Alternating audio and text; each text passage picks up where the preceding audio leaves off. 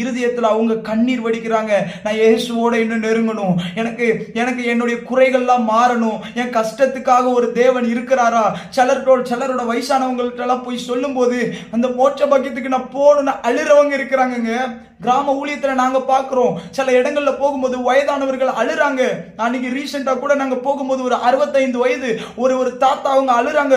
உட்கார்ந்துட்டு நான் கேள்விப்பட்டிருக்கேன், இயேசு இந்த பூமியெல்லாம் அக்கினினால எரியுமாமே அப்படின்னாங்க. நான் சொன்னேன், ஆமா, இயேசு இந்த பூமியை நியாயம் தீர்க்க வருவார். அப்படி 2வது வருகையில் அவர் வருவார். வரும்பொழுது இந்த பூமி அக்கினியினால எரிந்து போகும், அது எல்லாத்தையும் அழிக்க போகிறார். ஆனா இந்த அக்கினிக்கு ரட்சிக்கிறதற்கு ஒரே ஒரு வழி, இயேசுவை நம்புவது. இயேசு உங்கள் பாவத்துக்காக மரிச்சாருன்னு நீங்க அறிஞ்சுக்கிட்டீங்கன்னா அப்போ உங்களுக்கு விடுதலையை கொடுப்பார் அப்படின்னு சொன்ன உடனே எனக்கு இந்த பாக்கியம் வேணும். அவங்க ஜெபிக்கிறாங்க, அவங்க கால்வலி கைவலி இல்ல, அவங்க ஜெபிச்சது ரட்சிப்புக்காக. உங்களுடைய preaching can save the people. உங்களுடைய பிரசங்கம், உங்களுடைய காஸ்பல் ஜனங்களை கர்த்தர் பக்கமா திருப்ப முடியும். கர்த்தர் இதை எதிர்பார்க்கிறார்.